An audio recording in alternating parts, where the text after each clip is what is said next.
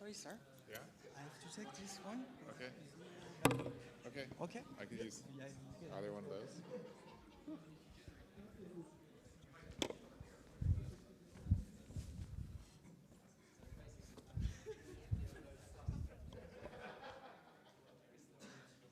That time of day, so it's good or bad.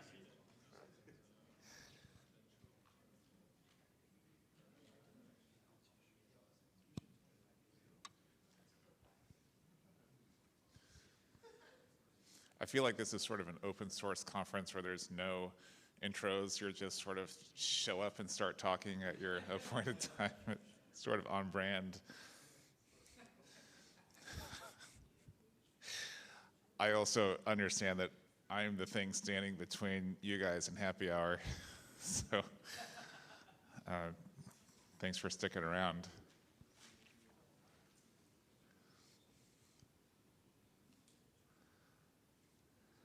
All right. Let me introduce myself then. My name is McGee Young. I'm the founder and CEO of WattCarbon. With the honor of serving on the LF Energy Board of Directors this year as an elected representative of the general members. And I just want to say thank you to the team at LF Energy, all of the organizers of this event, all of you for showing up. This is a great group, and today's presentations have been inspiring. It's sort of one thing to come to one of these fully rested and ready to rock and roll, but I'm wiped out. I'm like completely zonked, but I can't help myself but get fired up when I watch these presentations and what folks are working on. And I think you guys probably all have the same feeling. I feel like this slide is a week old, but I feel it more now after sitting here all day than I did when I made the slide. That it's kind of hard to like realize it at the time, but I think we're going to look back in 10 years or so and realize that the couple of years around where we are right now really was the clean energy revolution in our world. We saw the numbers come out from the IEA this morning on their revised estimates on how fast renewables are growing.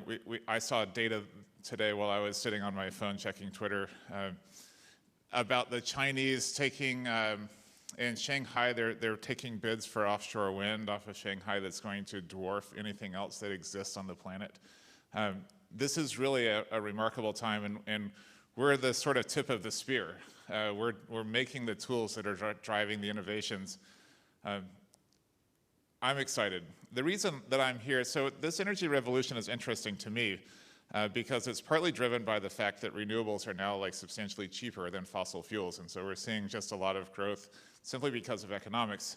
But we shouldn't, I'm not here because of that. I'm here because of the environmental stakes. And the way that I think about it, that we think about it at our company, we think about it in terms of the built environment, of decarbonizing buildings. It's an interesting way to kind of think about energy because it's that end use of energy that really matters, right? Like we wouldn't have to have power plants if we didn't need to keep our buildings lit, keep our buildings warm, keep our data centers operational. And so as we think about decarbonization, I think about it in terms of, what are the end uses of all of that energy that we're generating? And scientists tell us that 40% of GHG emissions can be eliminated by decarbonizing buildings. And so that's a pretty big, that is the lever, right? Like of all the things, right? That's really massive. In fact, it gets us, by itself, it gets us to the goals of the Paris Climate Accords. We wouldn't want to stop there, obviously, but it buys us an incredible amount of time to figure out things like plastics or cows, methane, or any of the number of other hard things to decarbonize, but buildings we can get to. And it's exciting because not only can we get to buildings, we have the technology now to do it. It doesn't require any sort of like invention of new things. Fusion would be great, but like literally we could do it with what we have on hand today. 24/7 CFE, 100% electrified loads, grid interactivity. The only thing is it's not going to be cheap. And so part of the story of innovation, while we know how to do all of this stuff, we need to figure out how to do this stuff in a way that unlocks the capital required to actually go out and do this work. I think one thing that's interesting in some of these conversations is this tension that we still feel between, we call the era of the old grid and the era of the new grid. I will posit that when we look back in 5 or 10 years, we'll see that we're at a juncture here where the era of the old grid is over, where we rely on centralized power production. We see, nowadays there's these, stories of years-long interconnection queues in places like Pennsylvania, the PJM market in the United States. But at the same time, we're deploying hundreds of gigawatts of renewables that are not coming through the balancing authority. They're being interconnected at this building level. That we're at a ground up level, we're rebuilding the grid as we speak. And instead of rigid controls that define when and how we use electricity, we're evolving into an era of demand flexibility. So really, I would say that the open source era is upon us. We're just as likely to get some or all of our power via what we would maybe think of as a virtual power plant now than a traditional power plant.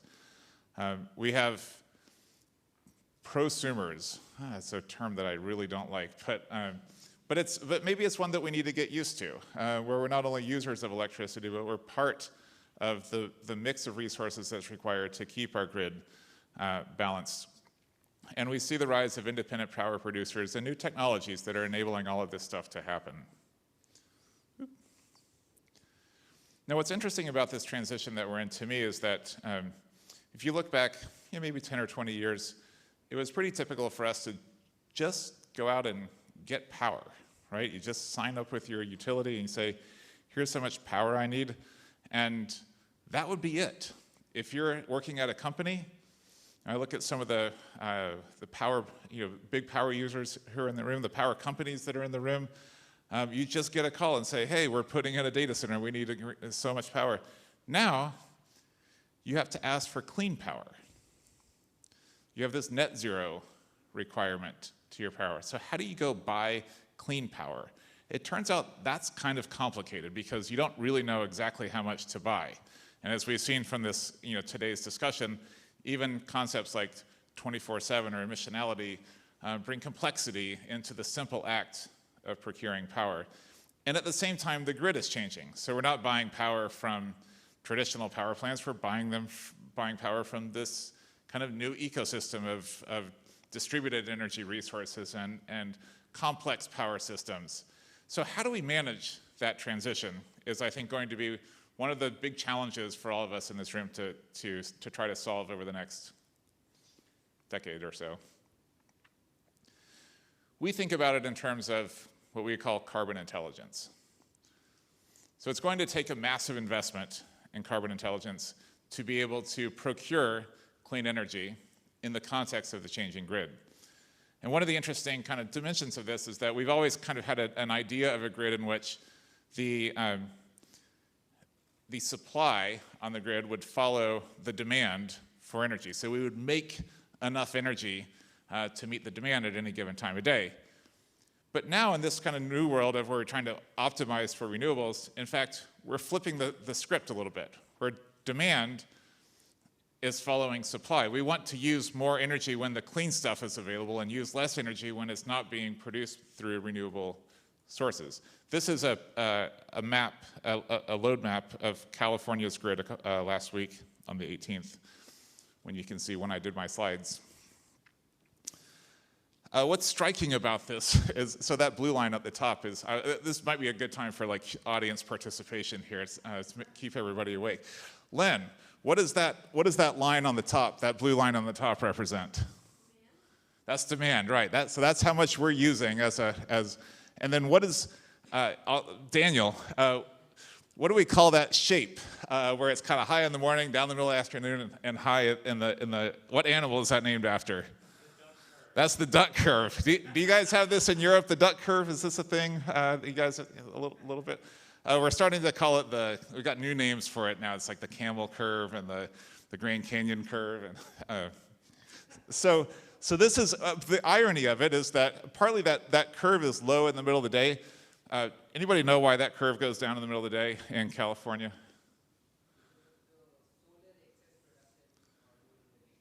All right, but the solar from my house and your house and your house, it's the demand side solar because this yellow portion there represents what's on the grid, right? So that upper portion that's us, our distributed energy resources changing the way the grid even looks. And yes, at the same time of day, we're producing a massive amount of solar in California. Now, it gets super problematic around, I'll say 20 o'clock for the Europeans in here. Around 20 o'clock, the sun goes down, and our usage is the highest that it is all day long. And so how do we solve for that? That particular hour is vexing, right? Like the wind kind of is okay, but it's not great. That entire dark area above the solar and below the demand curve is filled by fossil fuel resources, mostly natural gas in California. So if we're going to decarbonize the grid on a 24/7 basis, we have to figure out how to either eliminate demand during those times of day or produce more renewable energy during those times of day. So we probably don't need to be building a whole ton more solar panels, right?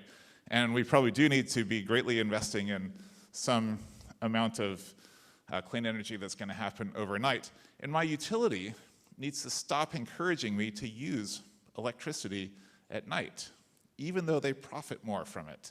So we have a whole series of changes that have to happen in order for us. So this is what carbon intelligence is to us, is to figure out how do we look at what's on our grid and what our options are for eliminating that gap between where demand is and where we're capable of supplying with renewables. Now for us, as WattCarbon, what does this mean for the demand side? So our focus, is particularly on the demand side. It's absolutely critical that we get granular in the sense of locational and time, measurement and verification of carbon and energy savings for every building. Right? We have to have visibility all the way out to the grid edge. We also think that today, your ability to interact with the grid is strictly based on the energy price. So if you cut your electricity use during those peak periods, you get paid an avoided cost value. That's a fossil fuel determined price. What's the avoided cost of not burning fossil fuels at that time? What about the environmental benefits of that? Where does that sit? We have no way really to quantify the environmental benefits or provide a price signal. So today we have to respond to demand response, where our demand response signals are sent when the grid is expensive, but not when it's dirty. So as consumers, what do we do here? How do we change the way that we use energy, not just to respond to utilities, and sorry utilities in the room who need to make a profit, I get it, but we also need a price signal around the environmental benefits. And then this, again, it's going to take somewhere between $10 and $100 trillion to decarbonize buildings in the United States alone. We've got to figure out how to provide a capital stack for funding these projects that takes into account both the energy benefits of demand-side energy as well as the environmental benefits. So the questions we ask are things like, what are the times of day in which carbon emissions are the highest? When are they the lowest? What time of day is your clean energy produced? How does your demand for energy vary over the course of the day? These are the critical pieces of hourly granular carbon accounting. We've seen a lot of work from others presenting today that are tackling some of these same issues. This is formative for everybody, right? This is, I think if we don't start here, we're never going to get anywhere. But this is not where we stop because, and this is where LF Energy is so important to work like this, we have to agree on the data that we're using and the interpretations that we're making based on that data. So about a year, actually closer to 2 years ago now, we started the Carbon Data Specification Consortium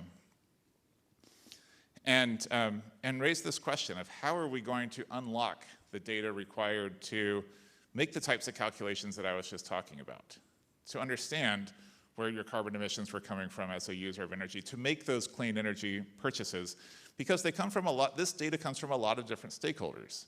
You have generators, customers, transmission system operators, distribution system operators, all of them using their own terminology, their own formats for the data, some of them inconsistent from each other. And so as users of this data, we're lost, trying to make sense of the difference between what PJM reports versus what you can get out of INSO-E versus what I get out of my local CCA when I sign up for their Green Power Plus plan.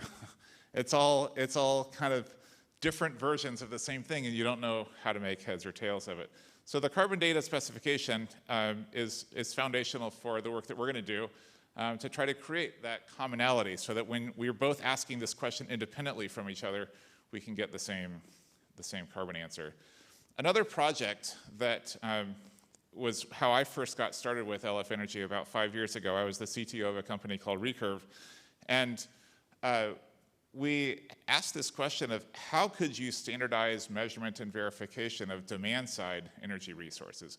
Kind of like, have you guys ever heard of marginal emissions versus average emissions? Is this familiar to those? It's a fairly touchy topic. We've seen blows, at times practically. It pales in comparison to the level of earnest vitriol between practitioners of measurement and verification on the demand side. So you ask 10 engineers, what are the energy savings in a building, and you get 10 different answers, and they're all right, and they're all determined that their answer is the right one. So if you're going to take demand side seriously as a resource, how do you standardize all of those different competing and conflicting viewpoints on what constitutes savings? Well, this is, again, where the work of LF Energy in setting these standards, making this open source, solves that problem. So it took us about 5 years.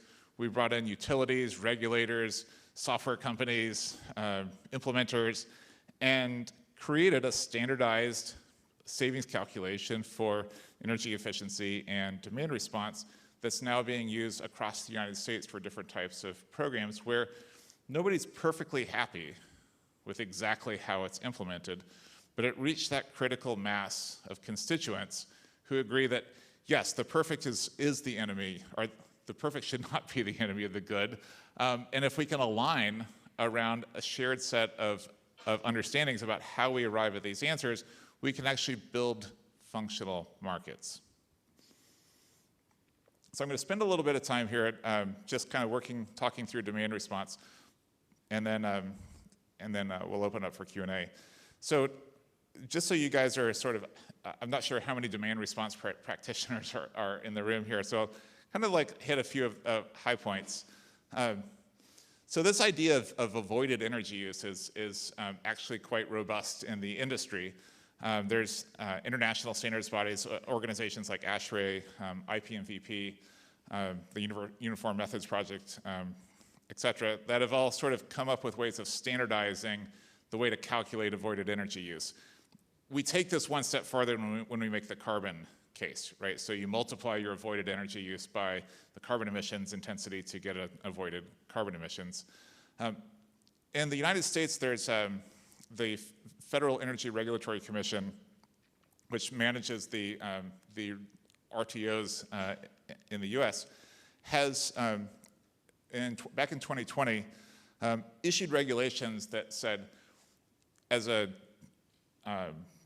RTO, you have to treat demand response equally to other forms of power generation. So it's a resource on par with solar or wind or gas or coal or hydro. And so now demand response gets bid into the market. And it happens in California, it happens in Texas, it happens in PJM. What's interesting about this is that for a long time, demand response was what would they call deemed. It's a little bit of a weird technical term. It basically means they would just make up a number for how much value your demand response is worth. So if you have a machine that's a certain capacity, we would just say, okay, you participated in the demand response event, you get that amount of credit for that machine. But then we got smart meters and we said, oh my gosh, we can actually measure the impact on a kilowatt hour basis of these, and we can aggregate all of these together, and they can be used as part of our load shaping efforts. And so the smart meter combined with advanced measurement and verification really kind of revolutionized participation of demand response in the market.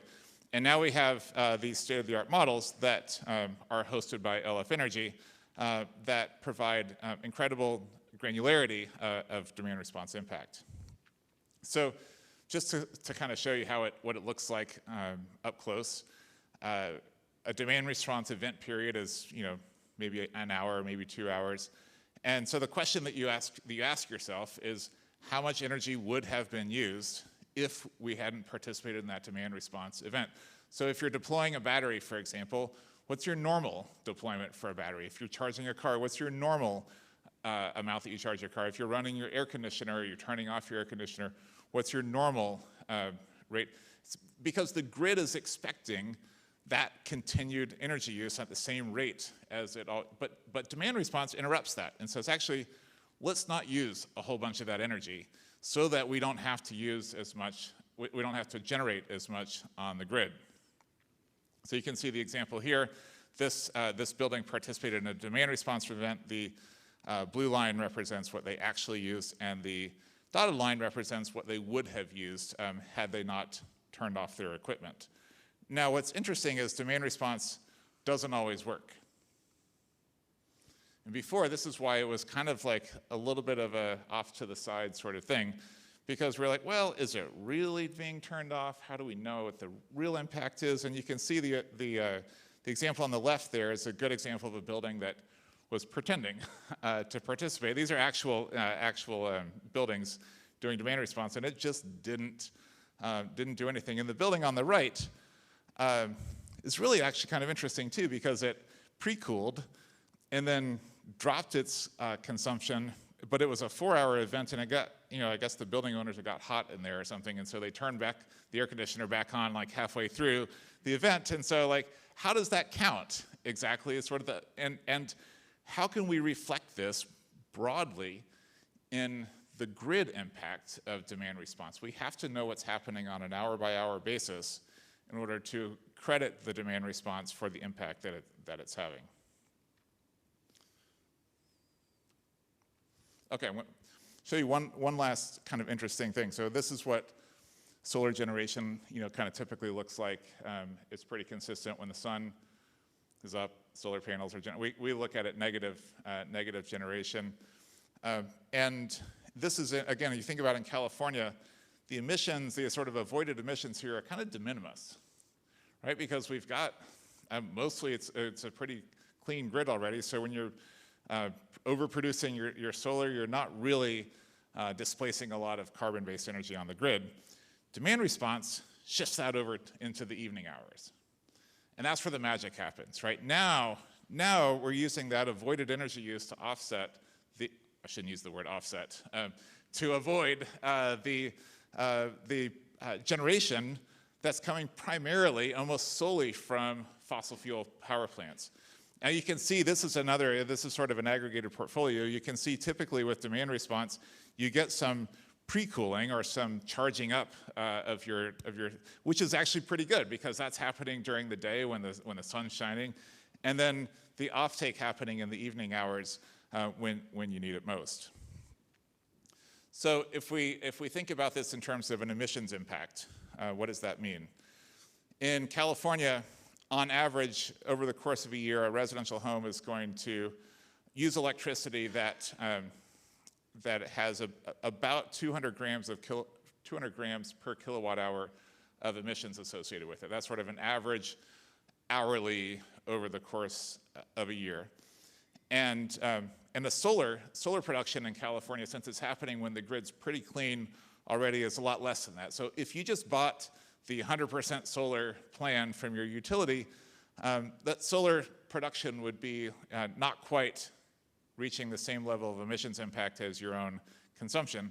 Wind, on the other hand, because it's happening at night, primarily when the grid is generally a lot dirtier in California, has a bit of a bigger impact than solar, but demand response, because it's focused in those evening hours when we're at the absolute dirtiest time of day for the grid, has an almost double, twice as big of an impact on emissions than solar does. So we think about how to then buy clean energy. If you're trying to match on a 24/7 basis your load to renewables, you got the sun, you've got the wind, and you've got those evening hours. Now you can go buy somebody else's demand response. You can own your own private virtual power plant that effectively allows your procurement of clean energy to maximize the impact on the grid during those times of day. So this is what we're introducing at WattCarbon, is something we call procurable demand response. We're generating EACs, and energy attribute certificates, for demand response specifically, so that, let's say you go buy, it's kind of like a demand, you think about it as a demand response rec. You spend, say, $30 a megawatt hour on average. For a company that's participating in a demand response market now, instead of maybe bidding into the market at $100 a megawatt hour when the grid's just expensive, now with that rec, they can bid in to the market at a lower clearing price. So it effectively increases the amount of opportunity for demand response resources to participate in a wholesale market, driving clean energy in that, in that virtual sense into those hours a day when the grid needs it most. We can talk more about that. We're getting close on time and the beer is calling. So let me stop there. We can entertain a question or two and then go talk it over happy hour. So thank you.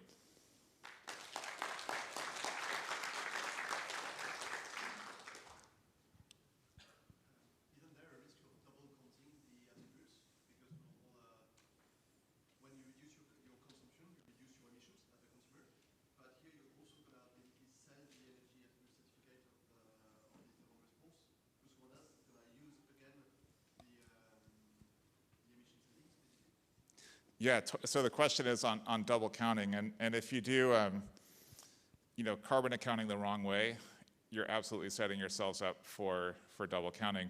There's a difference in the GHG protocols between locational and market-based emissions. And so if you're participating in a demand response event, lowering your own consumption, you're obviously lowering your locational emissions. But just the same as if you had solar panels producing and you sold the RECs from your solar panels, the demand response works the same way. So in your market-based accounting, whoever's purchasing those EACs gets to count that on their market-based accounting. But if you've sold your EACs from your demand response, you cannot put that on your market-based accounting too. So we've definitely, I think that's a really good call out. And that's just a matter of record keeping and making sure that people are doing proper carbon accounting.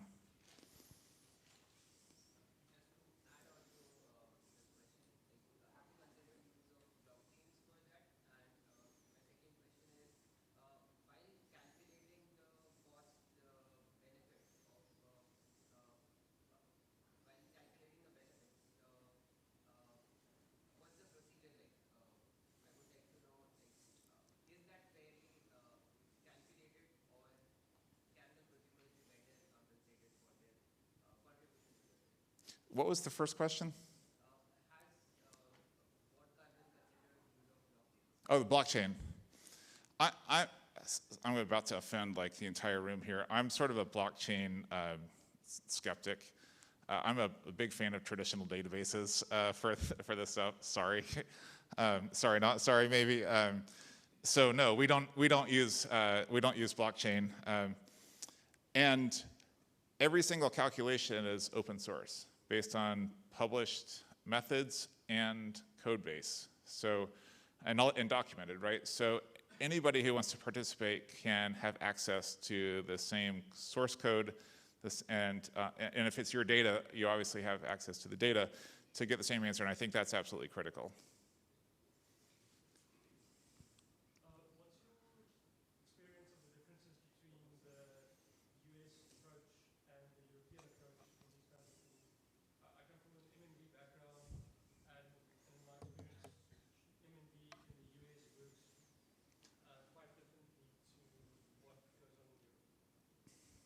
Yeah, I don't have a ton of experience with European MNV other than, through IPMVP, which, is a bit more global. I mean, it's super dysfunctional in the US. So I don't know if there's, if it's better or worse in Europe. God help us if it's a lot worse. But I think it's part of this transition that's happening is that we have to embrace openness, transparency. Like, we can't build markets around this stuff if it's hidden behind a black box, any of it, right? So you can have proprietary algorithms and things that work for, making investment decisions or, sort of particular use cases. But if you're trying to come up with something that's going to be useful for everybody and accessible to everybody, then I think it needs to be built on open source principles. And MNV is no different in my mind. So there are ways of doing MNV that lead to sort of black box outcomes that nobody really trusts, and then there are ways of doing it that are open and transparent that do engender trust, and I'm definitely on the side of the openness. Again, a weird measurement and verification in the energy space, measurement, reporting, and verification in the carbon offset world. So more or less the same thing. We do these acronym things to sort of like, socially select each other. Yeah, it's an unfortunate thing. And then there's EM&V, which is evaluation, measurement, and verification, which happens with regulated utility programs, a whole other world. Yeah. Could you talk a little bit more about, I think you mentioned FERC 2222. So is that the basis that's being used for recognizing the demand response there? It's one, so demand response happens all over the place with utility programs, like your Nest thermostat participates in a demand response. It's something that's happened quite a bit. FERC 2222 is specifically around bidding into energy markets. And so they're requiring the ISOs to allow bidding from demand response providers at certain thresholds. So as long as you're aggregating, I think it's like 10 megawatts at a time, then you can't be discriminated against by the market vis-a-vis other types of resources. And so that's also an important foundation for the idea of a REC, because that's a market-based instrument that's based on an energy asset, right? And so because these are recognized as energy assets by FERC and then by the ISOs, then there's an equivalency there that allows them to also be recognized as EACs. Great. I don't see any more hands, and I think everybody needs a drink. So thank you so much.